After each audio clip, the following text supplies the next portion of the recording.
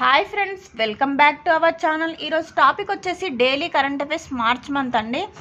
So ఈరోజు చాలా ఇంపార్టెంట్వి అప్డేట్లో ఉన్నాయండి. ఎకానమీ పరంగా కానివ్వండి, పాలిటీ పరంగా, సైన్స్ అండ్ టెక్నాలజీ పరంగా చాలా ఇంపార్టెంట్వి అప్డేట్లో ఉన్నాయి. సో వీడియోని స్కిప్ చేయకుండా మీరు ఎండ్ వరకు చూసే ప్రయత్నం చేస్తూ అలాగే నోట్స్ రాసుకునే ప్రయత్నం చేయండి. మనకు ఈ నోట్స్ అనేది రివిజన్ టైంలో చాలా హెల్ప్ఫుల్ అవుతుంది.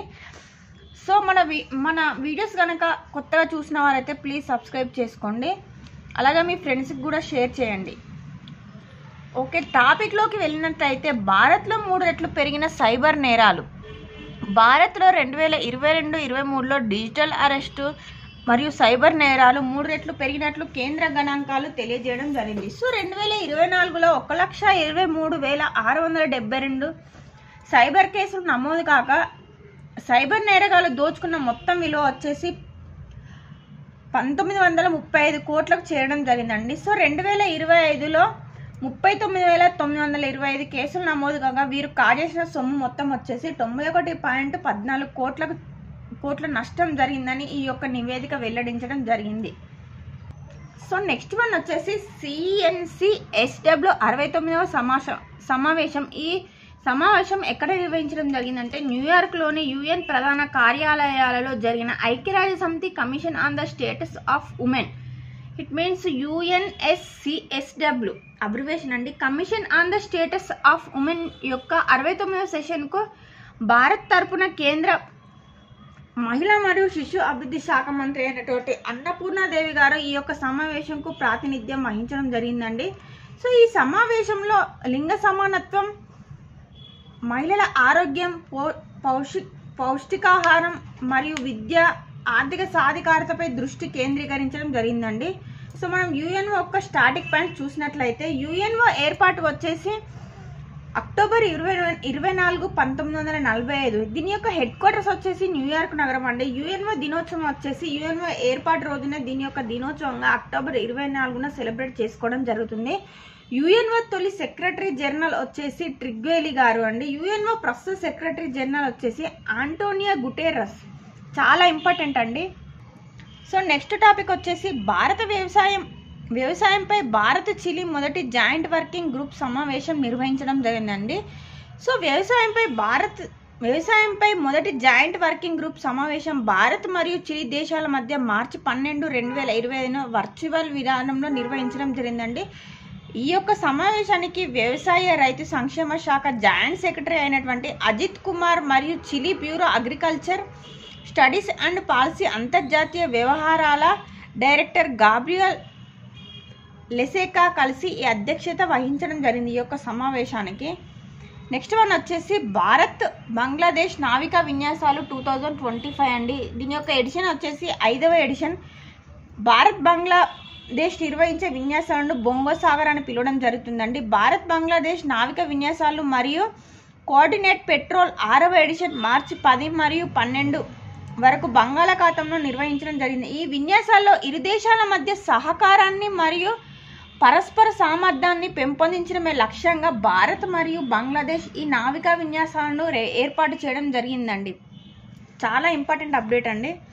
నెక్స్ట్ వన్ వచ్చేసి జల వనరుల్లో పశ్చిమ బెంగాల్ తొలి స్థానంలో నిలవడం జరిగింది. దేశంలో నదులు, చెరువుల లాంటి జల వనరుల గణనను కేంద్ర జలశక్తి శాఖ వారు 2018-19లో చేపట్టడం జరిగిందండి. అంటే 2018-19 నుండి ఈ గణన నిర్వహించడం జరుగుతుంది. చాలా ఇంపార్టెంట్ అండి. సో నెక్స్ట్ వచ్చేసి దీని ప్రకారం దేశంలో 24,24,540 జలవనరులు ఉన్నాయని ఈ నివేదిక వెల్లడించడం జరిగింది. సో వీటిలో అత్యధికంగా గ్రామీణ ప్రాంతాల్లోనే 23.55 లక్షలు ఉన్నాయని పేర్కొనడం జరిగిందండి. సో అత్యధికంగా పశ్చిమ బెంగాల్లో 7.47 లక్షలు, 2వ స్థానంలో ఉత్తరప్రదేశ్ 2.45 లక్షలు, 3వ స్థానంలో ఏపీ ఉండడం జరిగిందండి. చాలా ఇంపార్టెంట్ అప్డేట్ అండి. సో నెక్స్ట్ వన్ వచ్చేసి జల జీవన్ మిషన్ కార్యక్రమంను ఏ సంవత్సరంలో ఏర్పాటు చేయడం అని ఎగ్జామ్ పాయింట్ ఆఫ్ లో అడగడం జరుగుతుందండి. ఈ మిషన్ కార్యక్రమం వచ్చేసి 2019లో దీన్ని ఏర్పాటు చేయడం జరిగింది. మరియు ప్రపంచ నీటి దినోత్సవం మార్చి 22న సెలబ్రేట్ చేసుకోవడం జరుగుతుందండి. నెక్స్ట్ వన్ వచ్చేసి వరల్డ్ హ్యాపీనెస్ ఇండెక్స్ 2025. చాలా ఇంపార్టెంట్ అప్డేట్ అండి. ఇండెక్సెస్ నివేదిక. ఈ యొక్క నివేదికను ఎవరు తయారు చేయడం జరిగిందంటే university of Oxford and wellness being research centre వారు మరియు united national sustainable development solution network UNSDSN abbreviation అండి. United national sustainable development solution network అలాగే గ్యాలప్ ఆర్గనైజేషన్ వారు కలిసి ఈ నివేదికను విడుదల చేయడం జరిగింది. ఈ రిపోర్ట్ని తొలిసారిగా United national sustainable development solution network వారు 2012లో విడుదల చేయడం జరిగిందండి. సుమారుగా ఫస్ట్ టైం 140 దేశాలను పరిగణలోకి తీసుకోవడం జరిగిందండి. ప్రస్తుతం అయితే ఈ సంవత్సరం 147 దేశాలలో సర్వే చేయడం జరిగిందండి. సో మొదటగా ఉన్న దేశాలు వచ్చేసి ఫిన్లాండ్. ఎప్పుడు ఫిన్లాండ్ ఫస్ట్ స్థానంలో ఉంటుందండి వరల్డ్ హ్యాపీనెస్ ఇండెక్స్లో. నెక్స్ట్ వన్ వచ్చేసి డెన్మార్క్, థర్డ్ వన్ వచ్చేసి ఐస్లాండ్, ఫోర్త్ వన్ వచ్చేసి స్వీడన్, ఫిఫ్త్ వన్ వచ్చేసి నెదర్లాండ్. ఇవి అసెండింగ్ ఆర్డర్ డిసెండింగ్ ఆర్డర్లో అడిగే ఛాన్స్ ఎక్కువ ఉంటుందండి. ఇటువంటి ఇన్ఫర్మేషన్ మొదటి 5 దేశాలు ఏవి, చివరి 5 దేశాలు ఏవి అని అడగడం జరుగుతుంది ఎగ్జామ్ పాయింట్ ఆఫ్ వ్యూలో. ప్లీజ్ అందరూ నోట్స్ రాసుకునే ప్రయత్నం చేయండి డైలీ అప్డేట్స్ని. సో నెక్స్ట్ వన్ వచ్చేసి 2024 ప్రకారం ఇండియా ర్యాంక్ వచ్చేసి 126వ స్థానంలో నిలవడం జరిగిందండి. 2025 ప్రకారం ఇండియా ర్యాంకు 118వ స్థానానికి మెరుగవడం జరిగింది. సో మొత్తంగా చూసుకున్నట్లయితే 147 దేశాలలో మన ఇండియా యొక్క స్థానం వచ్చేసి 118వ స్థానం అండి. చివరి దేశాలు వచ్చేసి 147వ స్థానం ఆఫ్ఘనిస్తాన్, 146వ స్థానం సియెరా లియోన్, 145వ స్థానం లెబనాన్, 144వ స్థానం మలావి, 143వ స్థానం జింబాబ్వే అండి. చాలా ఇంపార్టెంట్ అప్డేట్ అండి. మీరు చివరి 5 దేశాలు మొదటి 5 దేశాలు రాసుకునే ప్రయత్నం చేయండి. ఈ నివేదికలో ఏ అంశాలను పరిగణలోకి తీసుకొని నివేదిక తయారు చేయడం జరిగిందంటే 6 ఫ్యాక్టర్స్ని తీసుకోవడం జరిగిందండి. 6 సూచికలను తీసుకొని ఈ యొక్క రిపోర్ట్ను తయారు చేయడం జరిగిందండి. ఫస్ట్ వన్ వచ్చేసి జీడిపి పర్ క్యాపిటా అండి. Next one health life expect అంటే మన జీవన ప్రమాణ స్థాయి.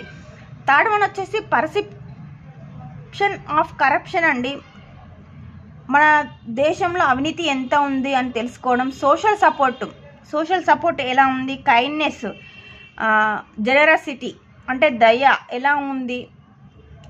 లాస్ట్ వన్ వచ్చేసి ఫ్రీడమ్, స్వేచ్ఛ ఎలా ఉంది, దేశాల్లో స్వేచ్ఛ ఎలా ఉంది. ఇవన్నింటిని పరిగణలోకి తీసుకొని ఈ యొక్క నివేదికను రూపొందించడం జరిగింది అండి. ఎగ్జామ్ పాయింట్ ఆఫ్ వ్యూలో ఏ అంశాలను పరిగణలోకి తీసుకొని రిపోర్ట్ తయారు చేయడం జరిగింది అని అడిగే ఛాన్స్ కూడా ఎక్కువగా ఉందండి. నెక్స్ట్ వన్ వచ్చేసి అస్సాంలో యూరియా తయారీ కర్మాగారం. రసాయన ఎరువుల దిగుమతులను తగ్గించే చర్యల్లో భాగంగా అస్సాంలో ₹10,601 కోట్లతో యూరియా తయారీ కర్మాగారాన్ని నెలకొల్పాలని కేంద్రం నిర్ణయం తీసుకోవడం జరిగిందండి. సో సంవత్సరానికి 12.7 లక్షల టన్నుల యూరియా ఉత్పత్తి లక్ష్యంగా దీన్ని స్థాపించనున్నారు. ఈ కర్మాగారాన్ని నామరూప్లోని Brahmaputra valleys fertilizer corporation limited ప్రాంగణంలో నిర్మించనున్నారండి. చాలా ఇంపార్టెంట్ అప్డేట్ అండి. నెక్స్ట్ వన్ వచ్చేసి future of free speech index.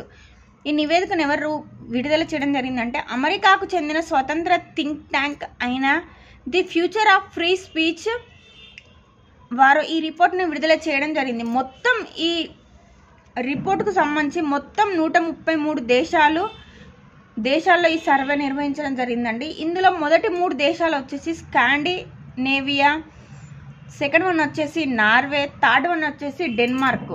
మన ఇండియా స్థానం వచ్చేసి 24వ స్థానం అండి. చాలా ఇంపార్టెంట్ ఇండెక్స్ అండి. నెక్స్ట్ వన్ వచ్చేసి శని గ్రహానికి నూతనంగా మరో 28 చంద్రులు. ఈ జియోగ్రఫీ పరంగా చాలా ఇంపార్టెంట్ అప్డేట్ అండి. అంతర్జాతీయ ఖగోళ సంఘం వాయు దిగ్గజం శని గ్రహానికి 128 కొత్త చంద్రులను గుర్తించడం జరిగిందండి. దీనితో శని గ్రహం యొక్క చంద్రుల సంఖ్య వచ్చేసి 274కి చేరుకోవడం జరిగింది. మొత్తంగా శని గ్రహానికి కొత్తగా 128 చంద్రులను గుర్తించడం జరిగింది. దీంతో శని గ్రహం యొక్క మొత్తం చంద్రుల సంఖ్య వచ్చేసి 274కి చేరుకోవడం జరిగింది. మన సౌర వ్యవస్థలోని 8 గ్రహాల్లో శని గ్రహం ఇప్పుడు అత్యధిక సంఖ్యలో చంద్రులను కలిగి ఉందండి. సో నెక్స్ట్ వన్ వచ్చేసి సౌర వ్యవస్థలో రెండవ అత్యధిక సంఖ్యలో బృహస్పతి 95 చంద్రులను కలిగి ఉందండి. మొత్తంగా శని గ్రహం వచ్చేసి 274 చంద్రులను కలిగి ఉంది. బృహస్పతి వచ్చేసి 95 చంద్రులను యురేనస్ వచ్చేసి 28ని కలిగి ఉంది. నెప్ట్యూన్ వచ్చేసి 16 చంద్రులను కలిగి ఉండడం జరిగింది. మరి ఒక ఇంపార్టెంట్ అంశం ఏంటంటే బుధుడు మరియు శుక్రుడికి చంద్రుడు కలిగి ఉండడండి. ఇది గుర్తుపెట్టుకునే ప్రయత్నం చేయండి. ఏ గ్రహానికి ఎన్ని చంద్రులు ఉన్నాయి, ఏది ఎక్కువ ఉంది, ఏది తక్కువ ఉంది అడిగే ఛాన్స్ చాలా ఎక్కువ ఉంటుంది.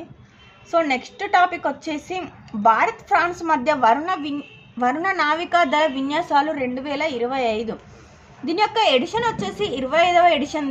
ఏ దేశాలు పార్టిసిపేట్ చేశాయంటే భారత్ మరియు ఫ్రాన్స్. ఇది యొక్క ద్వైపాక్షిక విన్యాసం అండి. ద్వైపాక్షిక అంటే 2 బైలాటరల్, ట్రైలాటరల్ ఇలా అడగడం జరుగుతుందండి. ప్రారంభం వచ్చేసి 2025 మార్చి 19 నుండి 22 వరకు నిర్వహించడం జరిగిందండి. ఈ యొక్క విన్యాసాలను ఎక్కడ నిర్వహించడం జరిగిందండి? అరేబియన్ సముద్రంలో భారత్ ఫ్రాన్స్ మధ్య వరుణ విన్యాసాలను నిర్వహించడం జరిగింది.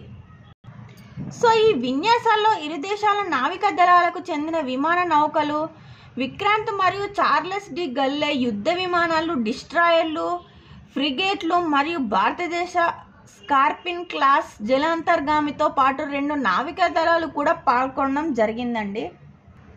సో ఈ యొక్క కొన్ని ముఖ్యమైన నేవీ విన్యాసాలు చూసినట్లయితే భారత్ మరియు బ్రిటన్ యొక్క నేవీ విన్యాసాలు వచ్చేసి కొంకన్ అండి. భారత్ మరియు బంగ్లాదేశ్ మధ్య జరిగే విన్యాసాలు వచ్చేసి బొంగో సాగర్. భారత్ మరియు మాల్దీవులు వచ్చేసి ఎకువేరన్. భారత్ మరియు ఫ్రాన్స్ వచ్చేసి జిమ్మెక్స్. సో నెక్స్ట్ వన్ వచ్చేసి ఆర్బీఐ మరియు బ్యాంక్ ఆఫ్ మారిషస్ మధ్య అవగాహన ఒప్పందం. ఇది యొక్క ద్వైపాక్షిక వాణిజ్యం మరియు ఆర్థిక సహకారాన్ని బలోపేతం చేయడానికి రిజర్వ్ బ్యాంక్ ఆఫ్ ఇండియా మరియు బ్యాంక్ ఆఫ్ మారిషస్ సరిహద్దు లావాదేవీల కోసం భారత రూపాయి మరియు మారిషస్ రూపాయి వినియోగాన్ని సులభతరం చేయడానికి ఈ యొక్క అవగాహన ఒప్పందంపై సంతకం చేయడం జరిగిందండి. చాలా ఇంపార్టెంట్ అప్డేట్ అండి. ఎకానమీ పరంగా ఆర్బీఐ గురించి స్టాటిక్ పాయింట్స్ తెలుసుకున్నట్లయితే ఆర్బీఐ యొక్క ఏర్పాటు ఏప్రిల్ 1, 1934. ఆర్బీఐ ప్రజెంట్ గవర్నర్ వచ్చేసి సంజయ్ మల్హోత్రా 26వ గవర్నర్ అండి. ఆర్బీఐ కార్యాలయం వచ్చేసి ముంబై. ఆర్బీఐ చట్టం వచ్చేసి 1934. ఆర్బీఐ జాతీయం చేసిన సంవత్సరం వచ్చేసి 1949 అండి. చాలా ఇంపార్టెంట్ అప్డేటు. నెక్స్ట్ వన్ వచ్చేసి ఫ్రాన్స్లో భారీ మోతాదులో లభ్యమైన వైట్ హైడ్రోజన్ పర్యావరణ హిత హైడ్రోజన్ $92 ట్రిలియన్ విలువ గల 46 మిలియన్ టన్నుల భారీ నిల్వలు ఫ్రాన్స్లోని మొసెల్లా ప్రాంతంలో లభ్యం కావడం జరిగిందండి. ఇది శిలాజ ఇంధనాలకు ప్రత్యామ్నాయంగా వాతావరణ కాలుష్యాన్ని నియంత్రించడంలో వైట్ హైడ్రోజన్ కీలక పాత్ర పోషిస్తుందని తెలియజేయడం జరిగిందండి. చాలా important update. Next one last one వచ్చేసి ఉపాధి పొందిన వారికి ఆధార్ పేమెంట్ బ్రిడ్జ్ విధానం. మహాత్మా గాంధీ జాతీయ గ్రామీణ ఉపాధి హామీ పథకం ద్వారా ఉపాధి పొందిన వారికి ఆధార్ అనుసంధానం కాకపోయినా సరే ఆధార్ పేమెంట్ బ్రిడ్జ్ విధానం ద్వారా చెల్లింపులను చేస్తున్నారు. అందులో ఏపీ నుంచి ఏపీబీఎస్కి అనుసంధానం కాని వారు 1.76% మంది ఉన్నారండి. దేశంలో మార్చి 12, 2025 నాటికి 26.42 కోట్ల మంది కూలీలు ఉంటే ఏబీపీఎస్ ద్వారా అనుసంధానం కాని వారు వచ్చేసి 27.89% ఉన్నారండి. అంటే ఆధార్ లింక్ అప్ అని వాళ్ళు 27.89% ఉన్నారు. వీరికి ఆధార్ లింక్ అప్ కాకపోయినా కూడా ఆధార్ పేమెంట్ బ్రిడ్జ్ విధానం ద్వారా వారి యొక్క చెల్లింపులను, వారి యొక్క వేతనాన్ని చెల్లించడం జరుగుతుందండి. సో మహారాష్ట్రలో సుమారు 64%, గుజరాత్లో 58.72%, అలాగే తెలంగాణలో 33.81% మంది ఉండడం జరిగిందండి. APBS means Aadhaar payment bridge system. జాతీయ ఉపాధి హామీ చట్టం వచ్చేసి 2005 అండి. ఇది చాలా ఇంపార్టెంట్ అప్డేట్ అండి. ప్రతి ఎగ్జామ్లో మహాత్మా గాంధీ ఈ పథకం గురించి అడగడం జరుగుతుందండి. సో చాలా ఇంపార్టెంట్ అప్డేటు. మీరు ఎవ్రీడే నేను ఎలా అయితే కరెంట్ అఫైర్స్ నోట్స్ చేస్తున్నానో మీరు కూడా యాజ్ ఇట్ ఈస్ అలా నోట్స్ చేసుకోండి. మీకు రివిజన్ టైంలో చాలా హెల్ప్ఫుల్ అవుతుందండి. మీ ప్రిపరేషన్ని స్టార్ట్ చేయని వారు ఉంటే స్టార్ట్ చేయండి. మీకు కనుక ఈ వీడియో నచ్చినట్లయితే please like and share your friends. Thank you all.